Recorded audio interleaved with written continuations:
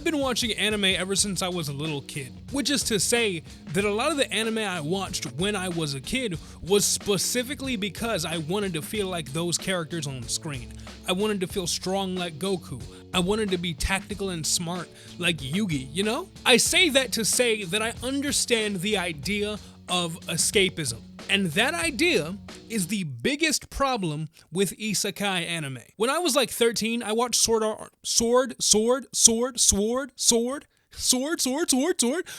can't I talk today, bro? When I was 13, I watched Sword Art Online for the first time, or SAO. And I'm not gonna lie, even at 13, I knew that shit was ass. And this isn't to say that I had some highbrow standard for anime at that time. My first real anime, aside from DBZ, was Rosario Vampire. I should not have been watching that show.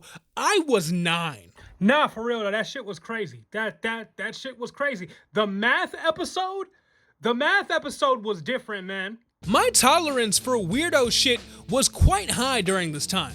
So the fact that SAO still didn't meet the mark, I think should say something. And I think what it says is that SAO and a lot of other isekai anime lean a bit too far into being an escapist power fantasy. Okay, for example, I name dropped DBZ earlier. Goku, the main character, is his own character. He's someone you aspire to be like. He's kind, strong, protective, but he's still his own character. You can be similar to Goku, you can be like Goku. That's the point. That's where the power fantasy comes in, right? Compare that to SAO. Kirito isn't supposed to be his own character. He's supposed to be relatable enough to the viewer that the viewer plugs themselves into his shoes. You don't relate to Kirito. You are Kirito. And because Kirito exists as a character for projection, ironically enough, he doesn't have many distinct character traits of his own. He's boring because he needs to be, because too much individuality would rupture the experience of living through him. Like, he's practically invincible, and almost every single woman in the show wants to be with him. Also, my fault again, because I forgot to mention this.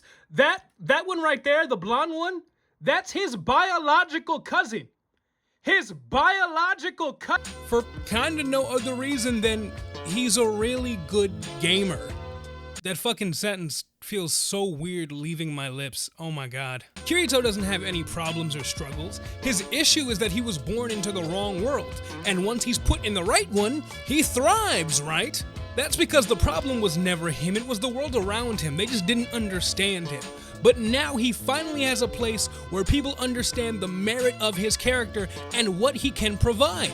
EXP grinding. He doesn't have to learn how to talk to people or socialize or anything, because he just goes somewhere and everyone loves him. He's the most popular guy anywhere he goes, but he's also a loner and does things by himself like a real man. As a matter of fact, you, yes you, watching this right now, I bet you would be just like Kirito if you were in this exact position.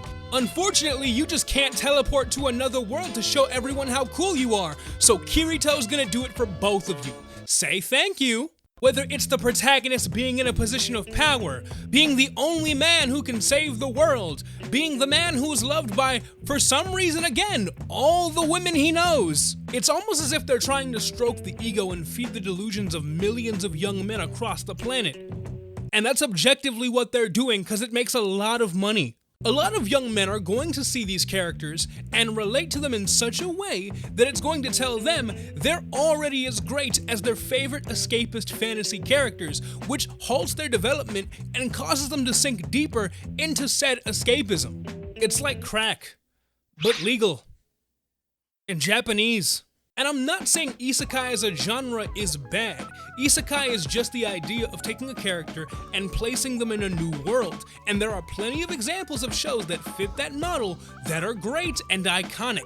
I think fantasy works best when the viewer isn't asked to place themselves as the main character, but is asked to place themselves in their shoes as they experience the world around them. As they discover new mysteries, get new experiences, make new friends, you want to know what else this world has to offer. You want to explore. Fantasy shouldn't make you leave reality. It should remind you how beautiful reality is when you view it through a certain lens. I don't think you should get lost in the idea of someone else or someone living for you. You should get lost in the world around you and everything it has to offer. So I think the next time life's got you down and you sit down to sit, fuck, what just happened? Why? Yo. Instead of using your favorite characters to escape to a new world, let them live out their lives in their own and teach you lessons on how to make yours just a bit better. But you know what? No judgment. I'm 24 years old, and once a year, I still try to hit a Kamehameha, so do what you gotta do.